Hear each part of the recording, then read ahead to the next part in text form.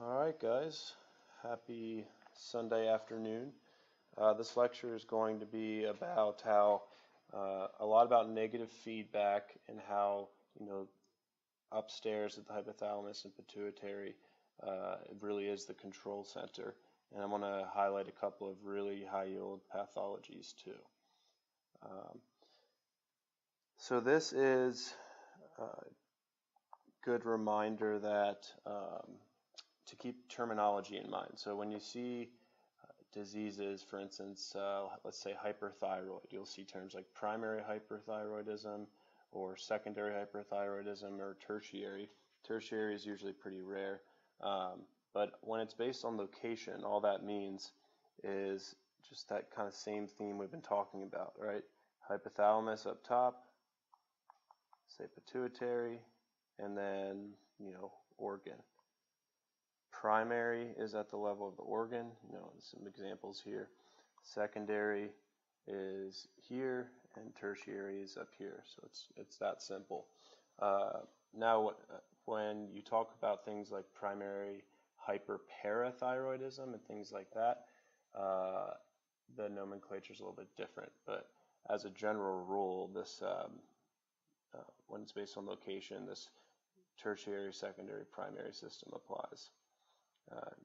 But primary always means the problem lies within the organ itself. So the hypothalamic pituitary axes can really consist of almost any hormone that starts in the hypothalamus, and this blank would be any organ, and we'll talk about some of the most important examples of this axis. Anyway, negative feedback almost always applies in the sense that the last thing that's produced in the path goes back up and usually inhibits release of the hormone from the antipituitary and the hypothalamus. And these are like the classic examples. Thyroid hormone will go back up to the hypothalamus and inhibit release of TRH, and it will also go back up to the pituitary and inhibit release of TSH. Hopefully you guys are getting the theme by now of endocrine. It's all about negative feedback. Okay, I'll put a little asterisk here because estrogen does perform negative feedback upstairs, but during certain parts of the menstrual cycle, it actually does the opposite. Okay, and that causes the LH surge or LH spike during the menstrual cycle, but I'll let Josie talk about that. And this is also important. It doesn't necessarily have to be the final hormone. And in the case of LH and FSH released from the pituitary, they also will go back up to the hypothalamus and perform a negative feedback function. And we'll talk about this example on the next slide, the HPA. The first axis we'll be looking at is the most famous hypothalamic pituitary adrenal axis, HPA axis. And this is the stress response, right? Everybody talks about this, and it's really very complex. One thing you got to remember is not only do you have the input coming back up, negative feedback, you have your brain up here and cortex, and you have input from there coming down to the hypothalamus too. So there's a lot of stuff going on. And this dysregulation of this axis has been linked to all kinds of stuff, autoimmune disorders, addiction, all kinds of stuff. And I really think it's because of the pro-opiomelanocortin that we talked about, POMC. Remember, it produces, or it's cleaved to make tons of different things, MSH, ACTH, and I'll put EOP for endogenous opioids. And if there's dysregulation of this axis, I was thinking about it in endogenous opioids, make you happy, right? So if there's dysregulation of the axis, then and dysregulation of POMC somehow, that could be an explanation for seeking exogenous substances, right, in the form of drugs and alcohol. So it's pretty interesting. Let me know if I need to repeat this process again. It's for each one, but I think you guys are getting the theme now, right? Cortisol goes back and inhibits ACTH and also goes back and inhibits CRH. And if you're not getting this, draw this stuff out. That's one of the reasons I'm doing it when I'm lecturing. It's because it helps me learn also and review. So draw it out. So an example of disruption of the hypothalamic pituitary adrenal axis is Cushing's syndrome. Cushing's syndrome's pretty famous, but it's also kind of rare. 80 to 90% of the causes of Cushing's syndrome are iatrogenic. I think that's the term for it. Basically, they're taking steroids, and it's usually for an autoimmune disease. It's rheumatoid arthritis, etc. Chronic use of prescription corticosteroids are by far the most common cause of this. There can also be more rare things like an ACTH secreting pituitary tumor, but the common theme, no matter what the cause, is too much cortisol. Over here, these are like classic pictures. This is called a buffalo hump. This is called the moon facies and the purple abdominal stria. Those are the buzzwords for this disease. But I want to talk about the reasons for some of these symptoms. So actually first I'm going to come over here and draw it out. So let's say a patient's taking cortisol for their chronic autoimmune disease. They're taking corticosteroid every day, like prednisone. That's exogenous, right? So we're going to have tons of cortisol floating around.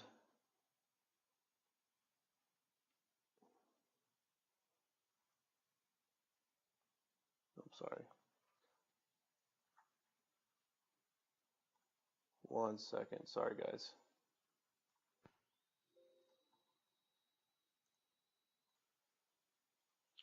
All right.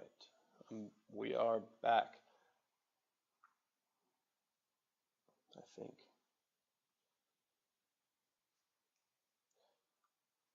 All right, so we're talking about somebody with Cushing's, right, from taking corticosteroids that they're prescribed.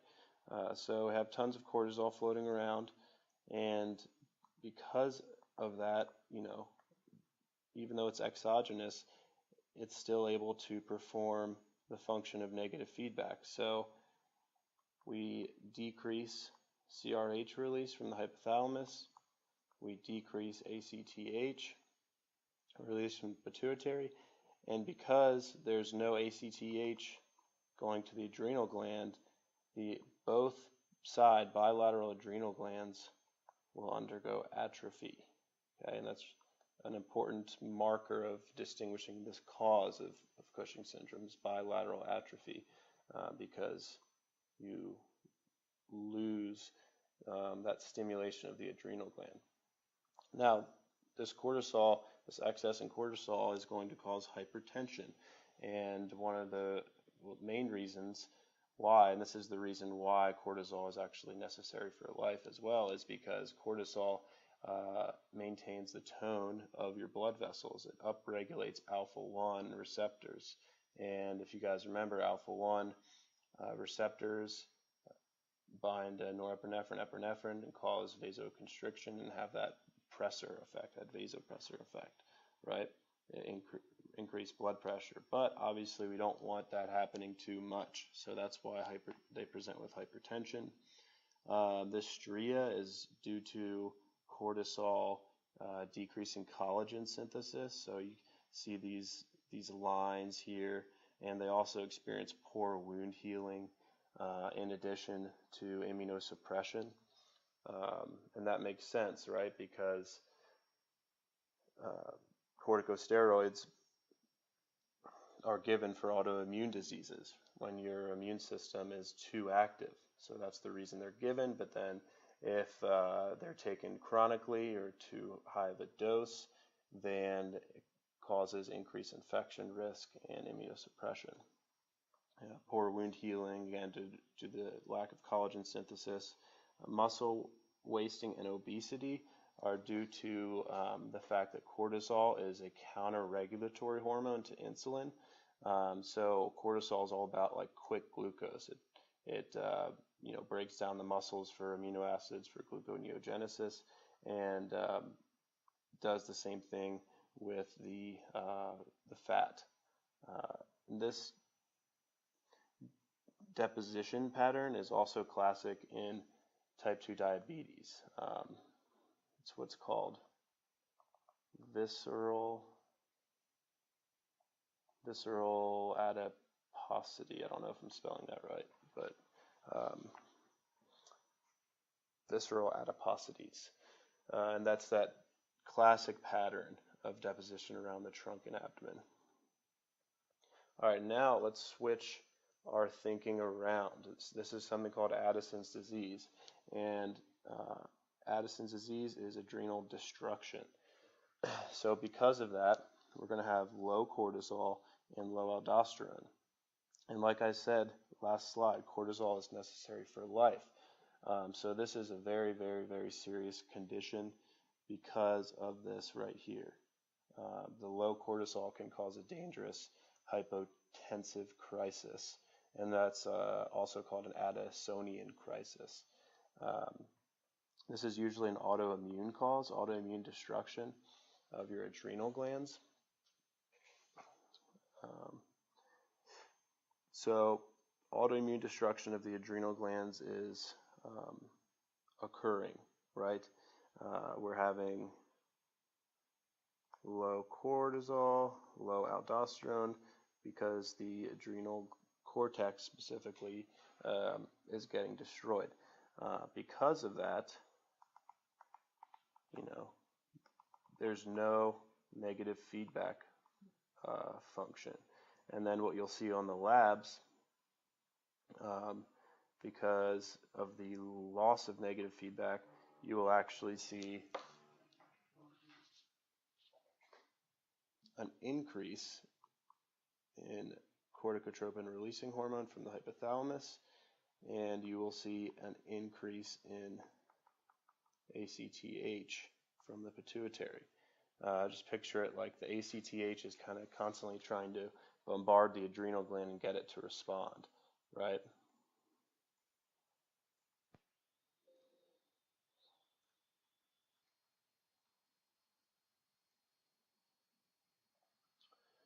Okay, sorry about that, guys. I had to pause it a couple times there. So we were talking about Addison's. We have low cortisol, then we lose that negative feedback. So the hypothalamus, pituitary are they're sensing that there's not enough cortisol. So they're trying to get the system revved up again. So we're going to see high CRH levels, high ACTH levels. I talked about the reason for this dangerous low blood pressure. The reason for this hypoglycemia is because cortisol is needed, especially in stressful situations, for quick sugar, like I talked about in the Cushing's disease slide. So you're not able to do that because there's low cortisol, so you're going to have hypoglycemia. We don't have aldosterone, right? So we're not reabsorbing sodium like we should. So we're losing that excess sodium in the urine, and then in the blood it is low, hyponatremia. Hyperpigmentation. These are the really probably like high yield locations. The gums. You almost always see it in the gums and the palmar surface of the skin. It can happen other places like maybe the nail beds too, and really it can happen anywhere. but the gums are the classic picture. All right, so what is the mechanism for the hyperpigmentation? Well, it all goes back to POMC. Let's talk about it from the beginning. Decreased cortisol, we lose the negative feedback, knocked out, right? CRH is being released from the hypothalamus. POMC is being made in excess because ACTH comes from POMC, and then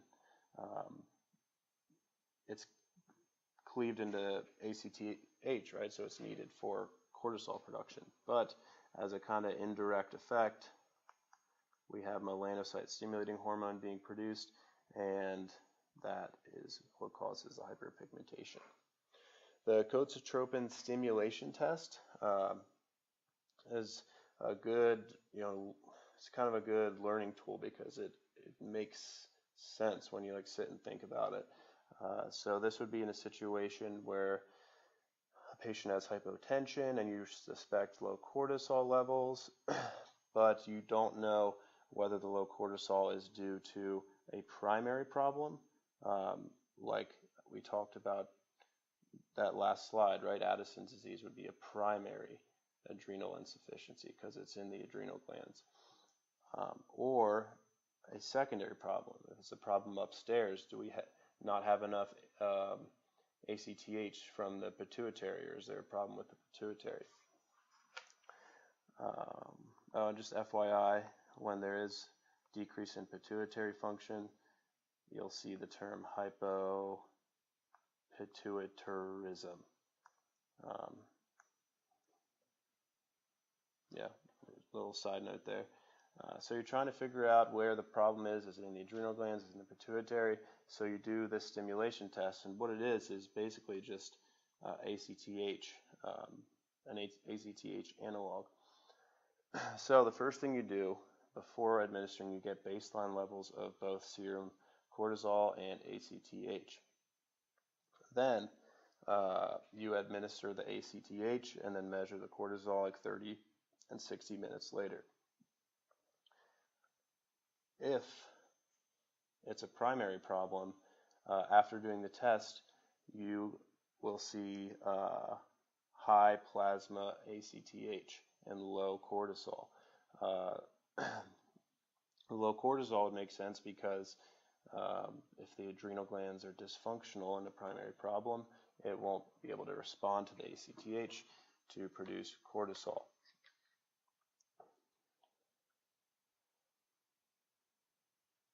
And that would be a situation like right here.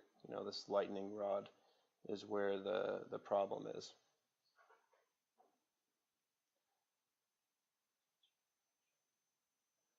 What was I going to say? Oh yeah, so why would this be high? Because the pituitary would be fine, right? So it would be sensing that there's low cortisol, and it would be pumping out ACTH. And the fact that it's high, rules out the secondary issue and rules in the primary. If it's a secondary or tertiary, like a problem here or here, then it makes sense that ACTH would be low because then that's where the problem is. But this kind of doesn't make sense at first. You would think, well, if the adrenal glands are fine in a case like this, right, like these adrenal glands look fine, then they should respond to the ACTH stimulation by producing cortisol. But over time, I don't know how quickly this occurs, if either the hypothalamus or the pituitary is knocked out and there's not ACTH, that causes adrenal gland atrophy. So then even when you stimulate it with exogenous ACTH, there will not be a response of increase in cortisol like you'd see in a normal, healthy person. The next axis is the HPG axis. not going to spend as much time on these because I'll let hopefully you guys cover it in repro. But again, similar situation on the right is in males, and remember there's Leydig, Sertoli, right? The Leydig cells will make testosterone, and then the Sertoli cells will produce inhibin B, which also does negative feedback. On the left is the female HPG axis, and remember the granulosa cells and theca interna cells. And this is what I was talking about earlier. Estrogen can do both, right? Negative feedback or positive feedback.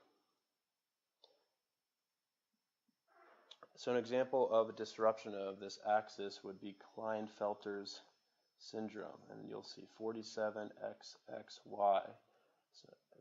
So these guys have an extra X chromosome, and that causes fibrosis of the testes, right? If we have Leydig, Sertoli, like I said, Leydig is normally test, Sertoli is normally, among other things, inhibin B, and both of these, like you saw in the previous slide, should go back and perform negative feedback. But if we have Klinefelter syndrome, fibrosis of the testes, we lose the negative feedback. So you'd see increased gonadotropin releasing hormone.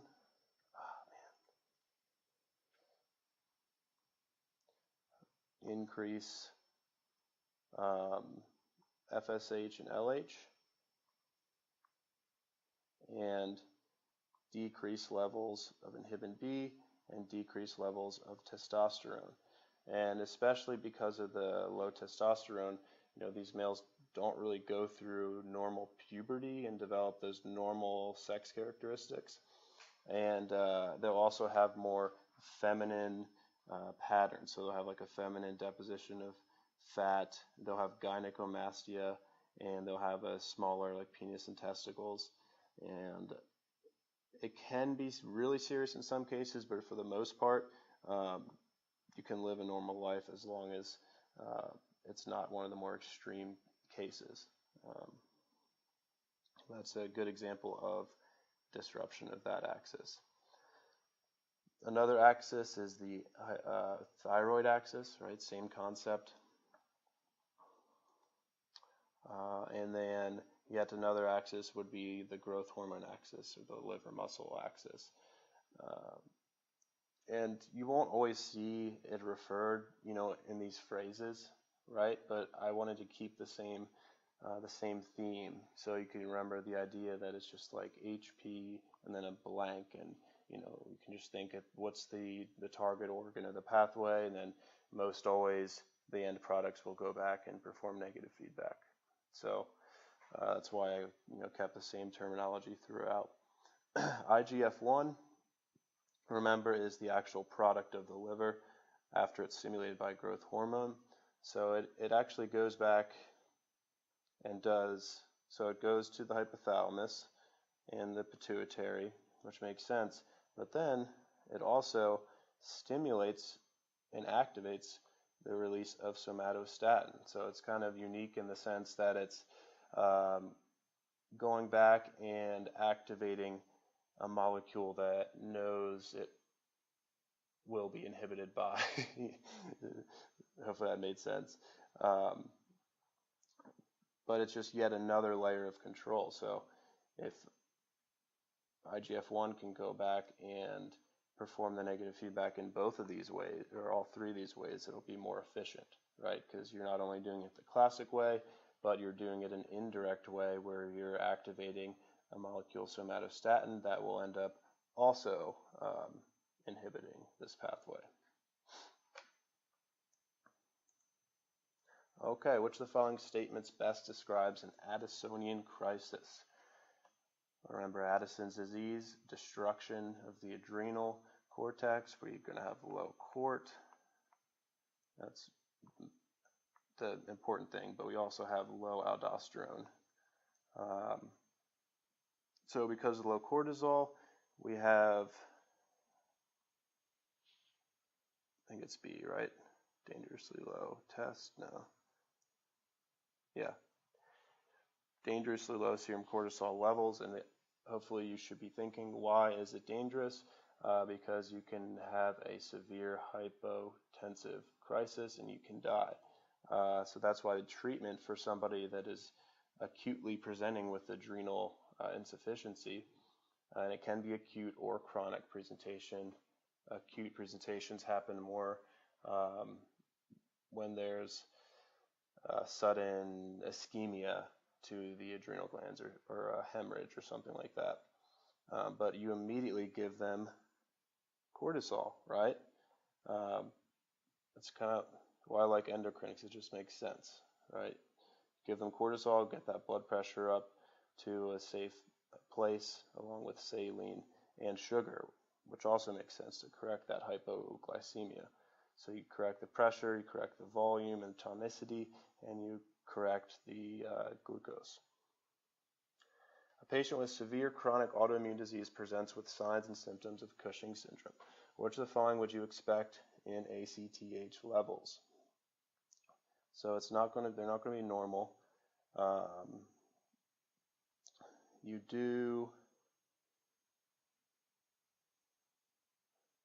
It's not going to be B or C because we don't lose the negative feedback from cortisol. In fact, we have too much negative feedback from cortisol because it's taken exogenously, right? So the answer is D. We'll see high ACTH levels due to the negative feedback of cortisol. All right, thanks for sticking around.